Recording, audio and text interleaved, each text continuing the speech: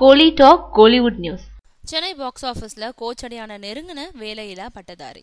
இந்த வார சென்னை மாநகர பாக்ஸ் ஆபீஸ்ல 5வது இடத்துல ராமானுஜன். போன வார இறுதியில இந்த படம் சென்னை சிட்டியில 83,000 தன்னதாக்கி இருக்கு.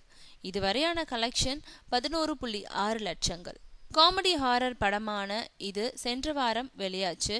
முதல் 3 தினங்கள்ல இருக்கு ஆனா இல்ல படத்தோட கலெக்ஷன் 1.9 லட்சங்கள். மிக மோசமான ஓபனிங். விக்ரம் பிரபு நடிச்சிருக்கோம் அரிமா நம்பி போன வார இறுதியில 8.8 லட்சங்கள்ல தனதாக்கி இருக்கு. இதுவரையான இதோட சென்னை சிட்டி கலெக்ஷன் 2.36 கோடிகள்.